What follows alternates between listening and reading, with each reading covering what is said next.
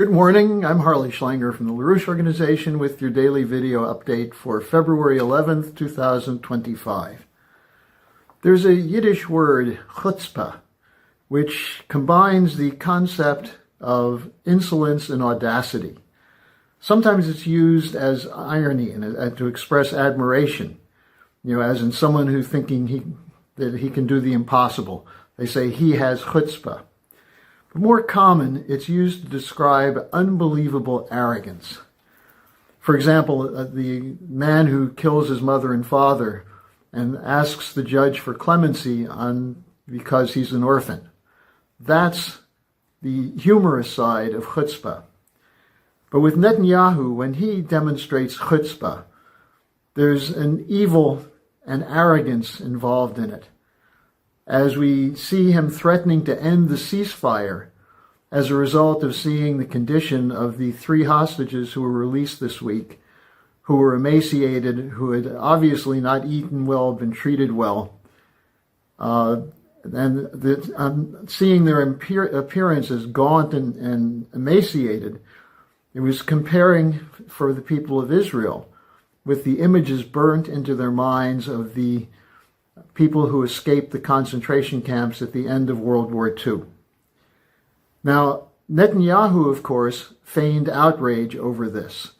And it was on that basis that he threatened to end the ceasefire and continue the war. But the fact is, he had already said he was going to continue the war. He had no intention of stopping until Hamas was completely wiped out, as he said.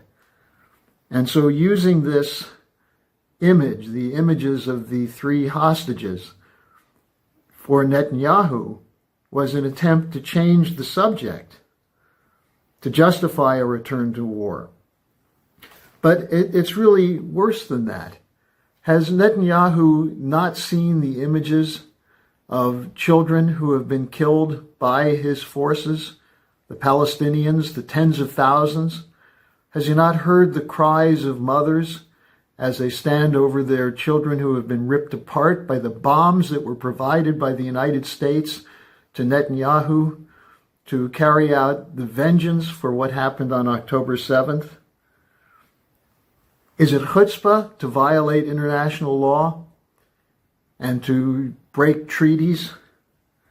And while we're talking about chutzpah, listen to the comments of President Trump recently, where he said the U.S. will own Gaza and that it will be better for the Palestinians because they'll be moved to a safe place. What if they don't want to be moved? What if they have a loyalty to their land that stretches back many, many generations? When President Trump says the killing must stop, while funneling more than $5 billion of new aid to Israel, is that an example of chutzpah? Well, doesn't he see that the world outside of Netanyahu's groupings and the most rabid supporters of President Trump, they see that he's continuing the policies against the Palestinians carried out by the man he called Genocide Joe. And now that he's advocating the transfer of Palestinians, this puts him in the company of people such as Ariel Sharon. Sharon was the Israeli prime minister who in the late 1980s advocated rounding up and sending all the Palestinians into Jordan and then declaring Jordan the Palestinian state. Now, one of the realities of the fight against this kind of arrogance was the humbleness, you might say, that caused Yitzhak Rabin to realize that a military force, the iron fist, would not succeed in destroying the hopes and dreams of the Palestinians for an independent state.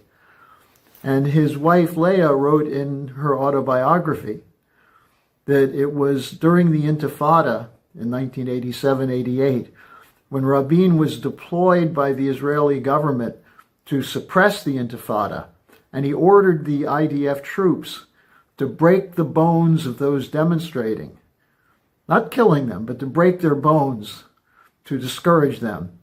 It was then that he realized that that was not an incentive for them to stop. It made them more aware that they had nothing to lose by continuing to mobilize and fight. And in other words, that the iron wall policy or the iron fist policy was not succeeding in dampening the enthusiasm for a Palestinian state, but was increasing the intensity by which its proponents fought. And it guaranteed they would continue. Now, President Trump has stated repeatedly that he wants to see the killing ended. And does he really believe that you can end the Palestinian problem by ending the Palestinians? That's the policy of Ben-Gvir and Smotrich, the extremists in Netanyahu's cabinet, who have openly said Palestinians should be forced to leave or be killed. That goes back to the Jabotinsky policy in 1923, when he first introduced the idea of the iron wall, that you have to have such force that the Palestinians recognize they're never going to have an equal status with the Jews in Israel and Palestine. And only when they recognize that can you let up the pressure. Where has that gotten us? 70 years of continuing fighting. The question of who are the terrorists, question of who is killing more, who is justified. None of this is justified on either side. And you need to move to a higher conception based on something which doesn't have this proud toughness, the so-called chutzpah. We have the chutzpah to fight and win. No, that's foolishness. So one hopes that there's a recognition, at least on Trump's side, that this is not a solution. And those who are apologizing for Netanyahu by saying that the October 7th attacks were barbaric and that therefore Hamas must pay the price, does that justify the murder of tens of thousands of children? And people who talk about that and deny that there's a genocide underway are accepting that the what I would call the criminality side of chutzpah, that we can do whatever we want. We can violate the law because we are the chosen people. And when you adopt that outlook, you're accepting the idea of forcibly removing people from their homes or threatening to kill them, which is the reality now that is facing people in Palestine. And that's how you recruit people to Hamas. Now, it's this concept of chutzpah that leaves the realm of irony and becomes the excuse for crimes against humanity. This is not something to be praised or honored. Keep in mind, Netanyahu has a characteristic trait of dishonesty. He didn't appear in court last week because he was in a luxury hotel in Washington, D.C., soaking up the admiration of the wealthy benefactors of the Zionist lobby and the military-industrial complex in Washington. But then he comes back to Israel to stand trial as a frail, weakened person who has bad reactions to medication. It may be true. However, the reality is that he crossed the line, and Israel is crossing the line with the mass killing and the threats of mass expulsion. And this is something that should and must not be endorsed and carried out by President Trump. There is another way, and that's the Oasis plan. I'll append it again with a link in the description section. I'd actually like to hear from our viewers. How many of you have watched the video on the Oasis plan? How many of you have adopted it as your policy? If you haven't, why not? I'm assuming that most of our viewers are good people and would like to see peace. I see it in the comments I get from you.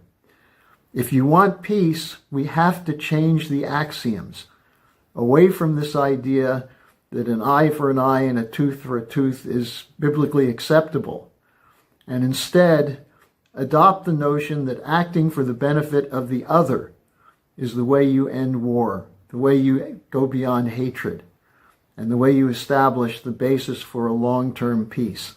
And that's the idea behind the Oasis plan. So let me hear from you. Send me your responses. If you don't want to post them on the chat page of the YouTube or Facebook, send them to me directly at harleysch@gmail.com. harleysch@gmail.com. And those of you who are organizing for the Oasis plan, send me notes on what you're doing. Let me know. And join us this Friday with the International Peace Coalition, where we'll be discussing the question of how we can move beyond this evil, arrogant conception of chutzpah to an emotional love for mankind in the fight for a new security and development architecture.